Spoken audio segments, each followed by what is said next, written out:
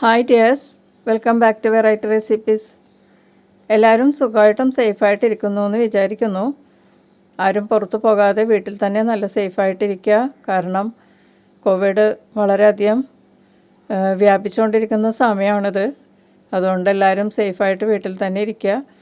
അപ്പം ഞാനിപ്പോൾ ഷെയർ ചെയ്യുന്ന വിഭവങ്ങളൊക്കെ നിങ്ങൾ വീട്ടിൽ തന്നെ ഇരുന്ന് ഉണ്ടാക്കി കഴിക്കുക.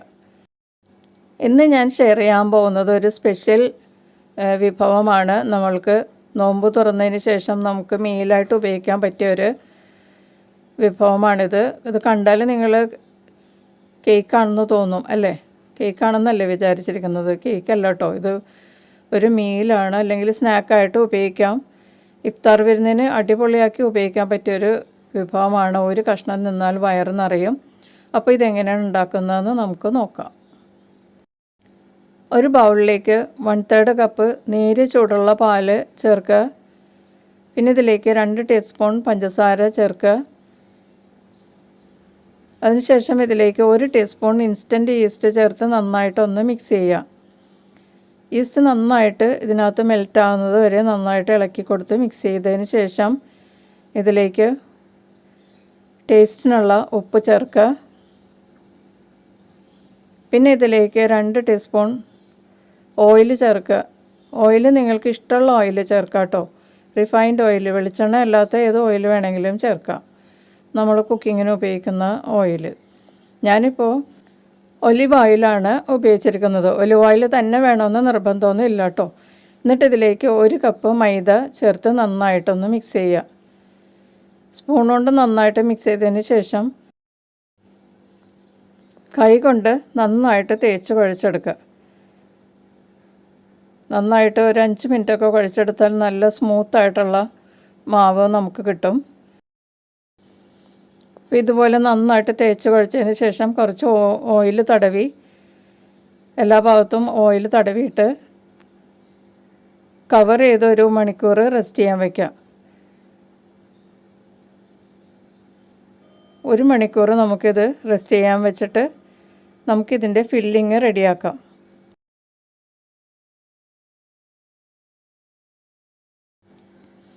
ഫില്ലിങ് ഉണ്ടാക്കാൻ വേണ്ടിയിട്ട് പാൻ ചൂടാക്കി അതിലേക്ക് കുറച്ച് റിഫൈൻഡ് ഓയിൽ ഒഴിക്കുക. ഓയിൽ ചൂടായി കഴിയുമ്പോഴേക്കും ഇതിലേക്ക് ഒരു മീഡിയം വലിപ്പമുള്ള സവാള ചോപ്പ് ചെയ്തത് ചേർക്കുക. എന്നിട്ട് ഇതൊന്ന് വഴറ്റി കൊടുക്കുക. സവാള ഒന്ന് സോട്ടായി വരുമ്പോഴേക്കും ഇതിലേക്ക് 1 ടീസ്പൂൺ ജിഞ്ചർ ഗാർലിക് സോസോ അല്ലെങ്കിൽ പേസ്റ്റോ ചേർക്കുക. എന്നിട്ട് നന്നായിട്ടൊന്ന് വഴറ്റി കൊടുക്കുക. അതിനുശേഷം ഇതിലേക്ക് എരിവിനുള്ള പച്ചമുളക് ചോപ്പ് ചെയ്ത് ചേർക്കുക. ഞാനിവിടെ 2 പച്ചമുളക് ചേർക്കുന്നുണ്ട്. നിങ്ങൾ നിങ്ങളുടെ എരിവിനനുസരിച്ചുള്ള പച്ചമുളക് ചേർക്കുക.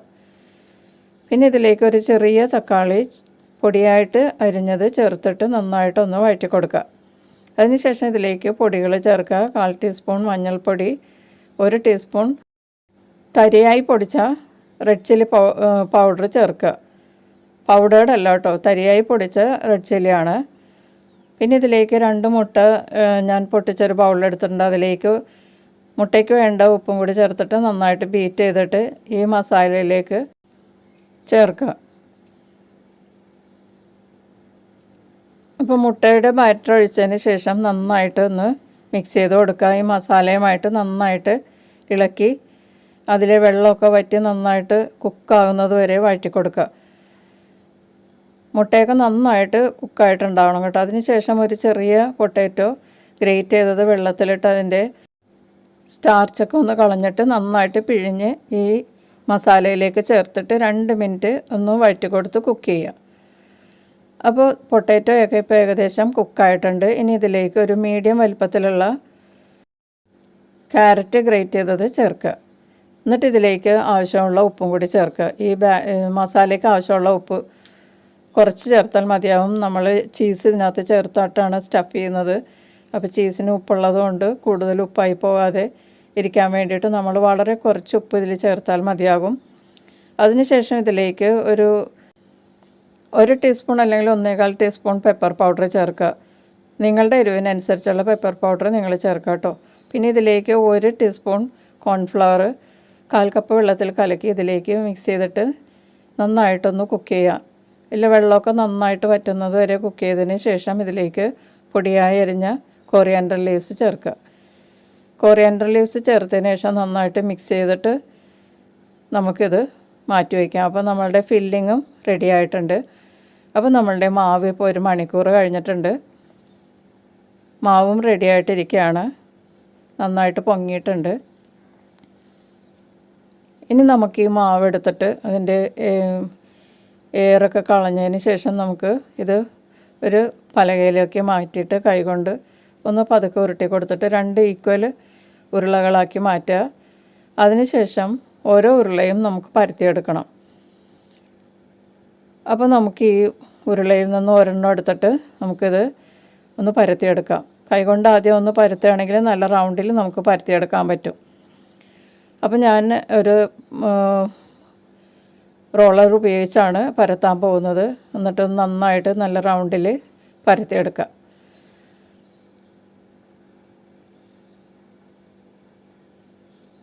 അപ്പം നമ്മളുടെ ആദ്യത്തെ ബേസ് റെഡി ആയിട്ടുണ്ട്. ഇത് ഒരു ഫ്രൈയിങ് പാനിലാണ് ഞാനിത് റെഡിയാക്കാൻ പോകുന്നത്.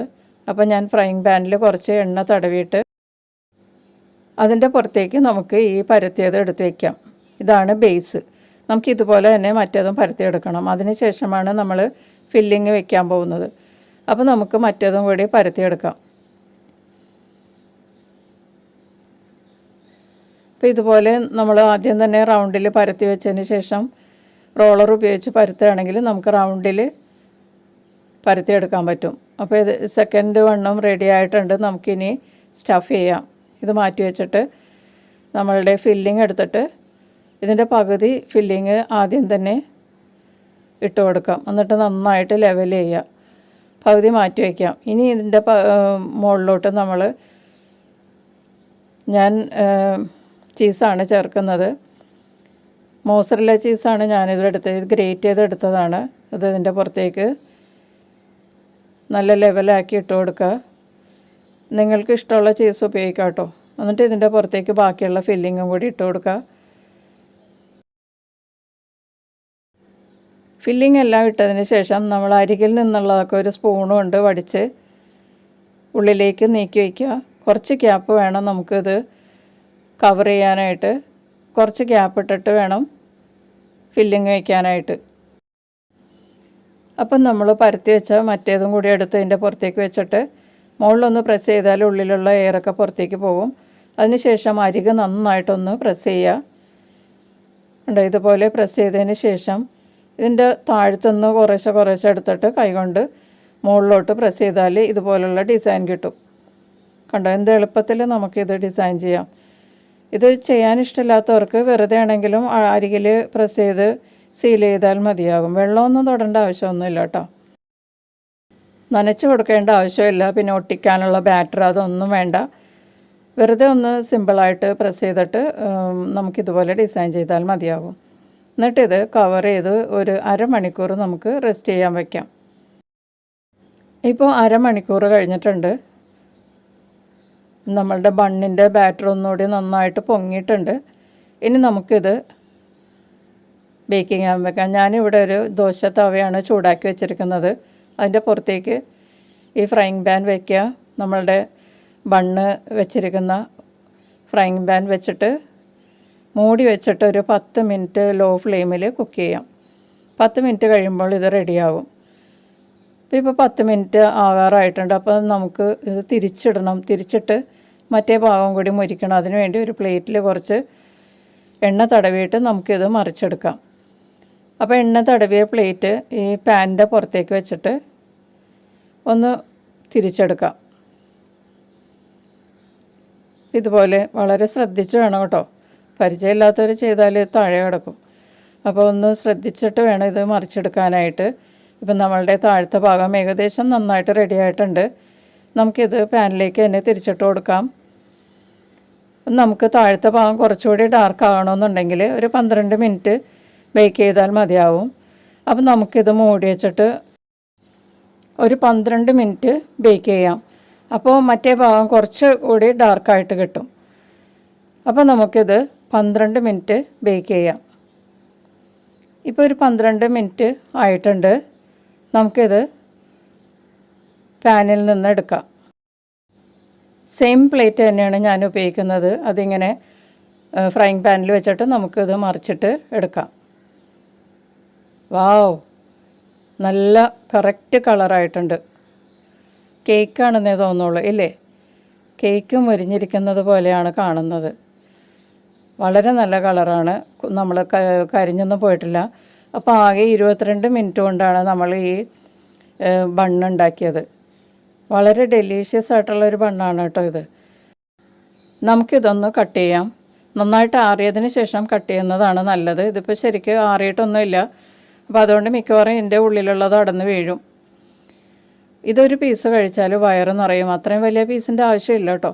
അപ്പോൾ ഈ ഒരു ബണ്ണുണ്ടാക്കിയാൽ ഒരു 6-7 പേർക്ക് നന്നായിട്ട് കഴിക്കാൻ പറ്റും. വളരെ സിമ്പിളായിട്ടൊരു ബണ്ണുണ്ടാക്കിയാൽ നമ്മളുടെ ഒരു ദിവസത്തെ നോമ്പ് തുറയും ഇഫ്താർ വരുന്നതൊക്കെ ഇതൊരു ബണ്ണിൽ ഒതുങ്ങും. അപ്പോൾ എല്ലാവരും ട്രൈ ചെയ്ത് നോക്കുക. വീണ്ടും നമുക്ക് ഇതുപോലുള്ള റെസിപ്പിയുമായിട്ട് കാണാം. Thank you.